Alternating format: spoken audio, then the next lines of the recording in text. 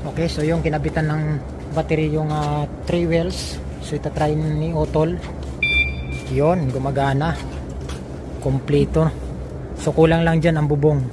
So ayan pala yung dashboard natin mga amigos, no. Yan. So kita nyo naman, ito yung battery. Yun, oh. Bumanat na dun sa dulo.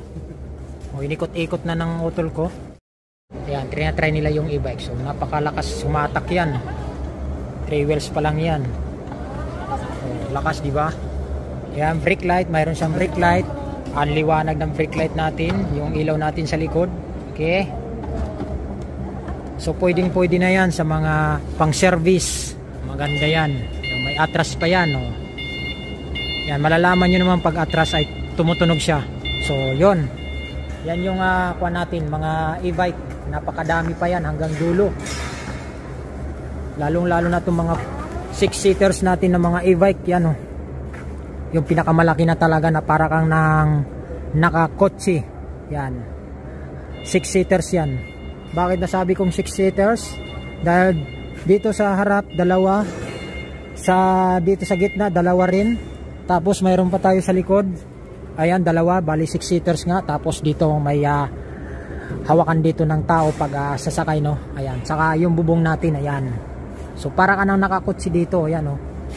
Ito ang monobila natin. Ito yung susi, dashboard. So kompletong-kompleto na yan. Ito yung sinilyador at saka ito yung preno. Yan. So kompleto na yan.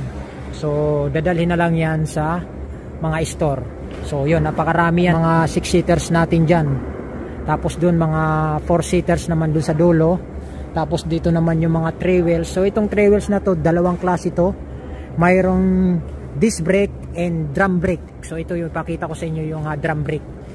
So yan, yan ang itsura ng drum brake, no. Yung ilaw niya yung parang nakangiti. Yan, drum brake siya, oh. Tapos dito naman yung disc brake. Ayan yung disc brake. Saka yung itsura naman ng ilaw niya, yan, ganyan. Napakaganda, no. So mamimili lang kayo. So itong drum brake kasi medyo mura.